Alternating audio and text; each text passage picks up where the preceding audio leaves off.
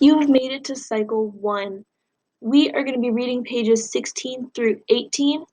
Materials you'll need for the rest of this lesson. You'll need your book, so if you need to go grab that, open it up in another tab. You will also need something to take notes with, so make sure you have a writing utensil and a piece of paper.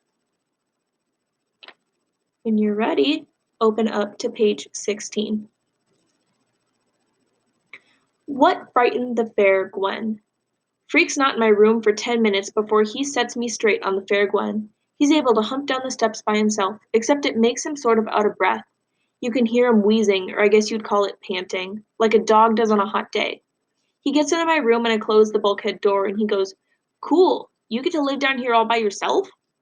"I eat upstairs with Grim and Graham." Freak works himself onto the foot of my bed and uses a pillow to make himself comfortable. It's pretty dim down here, only the daylight from one basement window, but it catches him just right and makes his eyes shine. "Graham must be your grandmother," he says. "Graham would be, I suppose, the sobriquet for your grandfather, based on his demeanor." We're going to pause right there and answer this first question. Uh, what's the significance about the description of light and dark in the line? Is pretty dim down here, only the daylight from one basement window, but it catches him just right and makes his eyes shine. How should we interpret that, both literally and figuratively? The word dim can mean literally not bright or well illuminated, um, but Max referred to his dim hole in the ground. But it can also mean not smart or understanding clearly. So how should we interpret that? Pause the video and answer that question. When you're done, we're going to open up our books back to where we left off. We're starting at the top of page 17.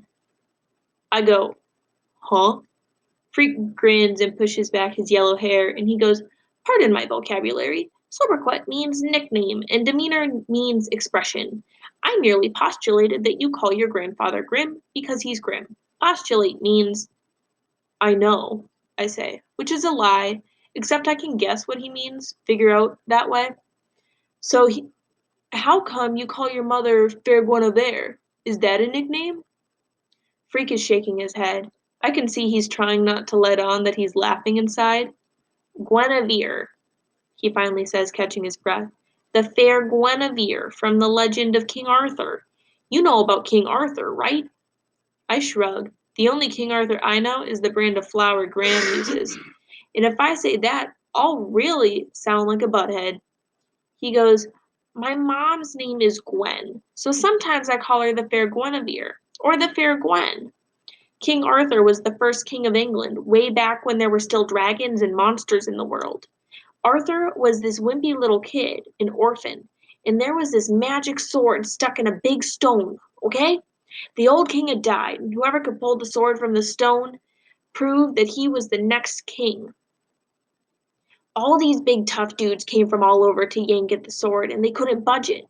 One day this wimpy little kid tried it when nobody was looking, and the sword slipped out like it was a stick in butter, like it was stuck in butter. So he was the king, this little kid?" Freak nods. He's really into this story, and he's making shapes in the air with his hands. This is the first time for me hearing Freak really talk, and right away, I know one thing. When he's talking, you can't take your eyes off of him. His hands are moving, and it's like he's really seeing it, the story about an old king. We're going to pause right there. He references King Arthur flowers, so this is what Max is picturing in his head, but King Arthur is the king that we read about in our Do Now. I would like you to reread Freak's retelling of the legend of King Arthur. Pause the video to do that now. Why might Freak have repeatedly described Arthur as a wimpy little kid? If you think about our Do Now, was King Arthur actually just a wimpy little kid? Why might Freak have described him like that?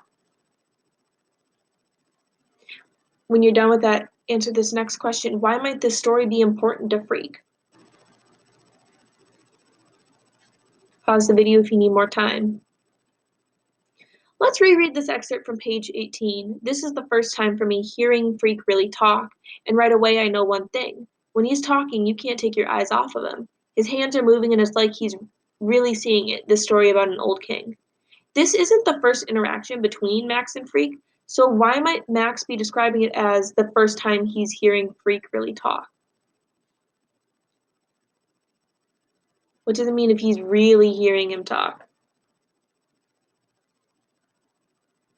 Moving on to the next question, how does Max's tone change when he's describing Freak? Why might this be?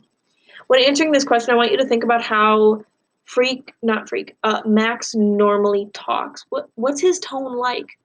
Then how does it change when he's talking about Freak? Because it's definitely different. The way he talks about Grim and Graham is opposite of what he sounds like when he's talking about Freak. Why?